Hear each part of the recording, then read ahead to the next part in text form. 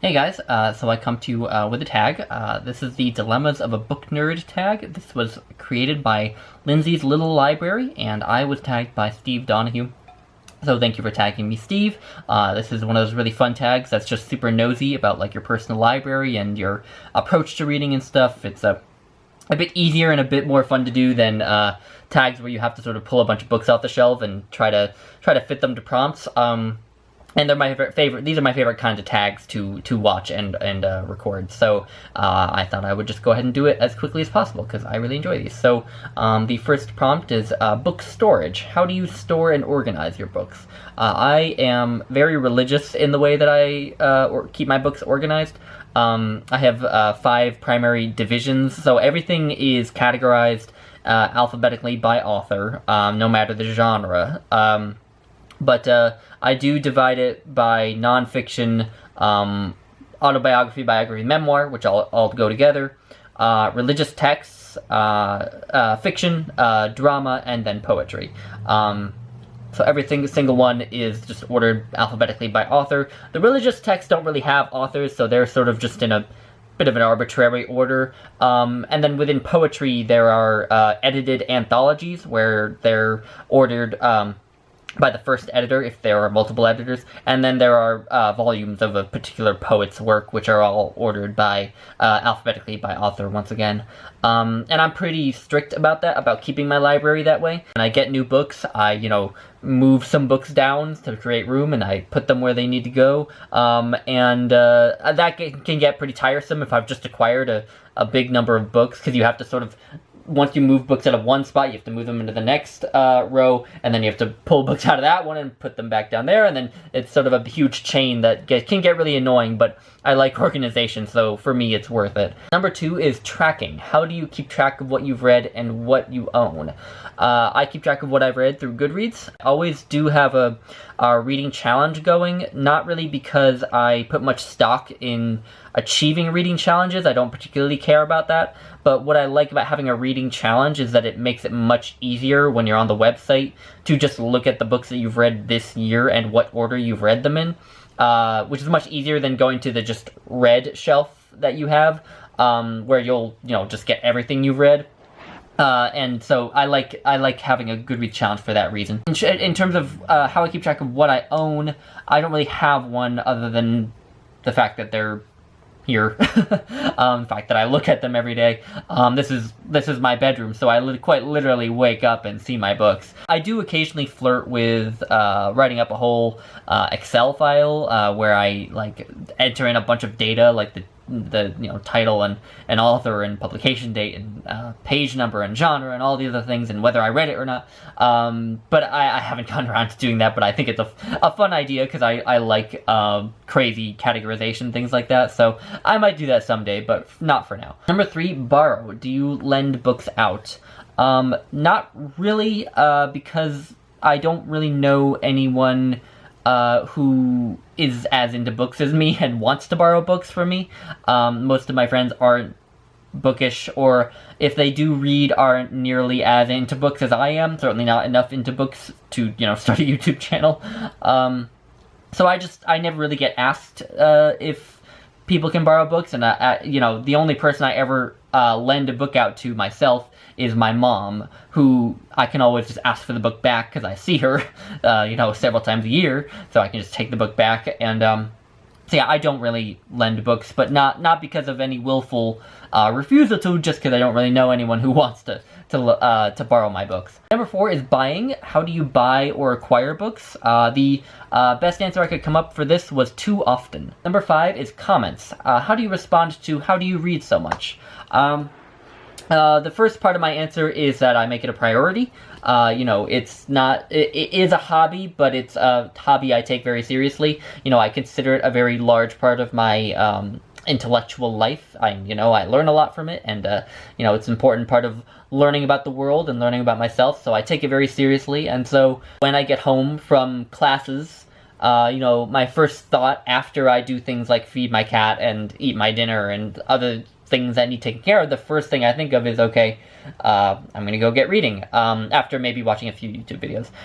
But yeah, so reading is just a priority. It's what I think about when I come home. It's what I primarily use my spare time for. I do make room for other things like watching films or television shows or watching operas or listening to music and such, but it is my primary, way of spending my spare time. And on weekends, a weekend day or a vacation, I pretty much wake up and think, okay, when am I going to get around to reading today? That's the first part of the answer.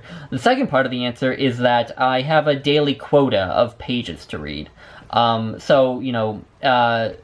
Having a quota to reach makes it a bit easier to juggle your reading with a busy schedule, because you can change that quota to something different based on how busy you are. So if you're super busy, then maybe reading 15 pages a day is all you can do, but that's 75 pages in 5 days, that'll still get you a good distance. And often for me, it's much more than 15 pages. Often I'm reading 50 pages a day or so, and that's 250 pages in 5 days.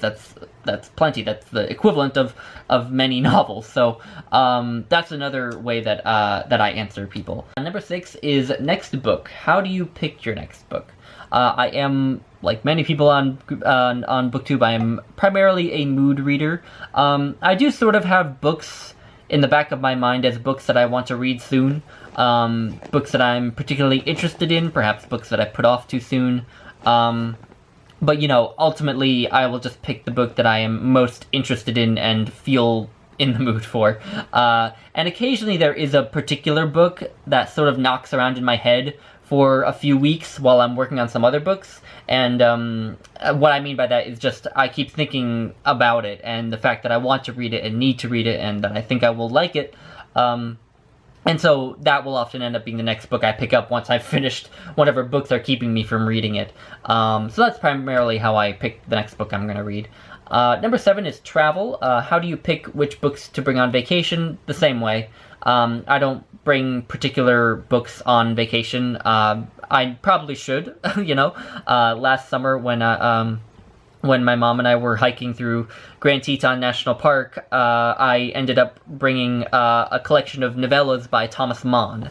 And that is not great stuff to be reading when you have been hiking with a 50+ pound pack on your back all day through mountainous terrain, but it was just what I was in the mood to read, so that is what I had. And it wasn't advisable just because of how heavy the reading is, but I will forever associate reading Thomas Mann with Grand Teton National Park, which I love. I love those associations that happen when you just happen to be reading a certain book in a certain location. So anyway, it's just a long, winding way of saying that there's really no difference in the way I pick what I read in a normal, everyday life and on vacation.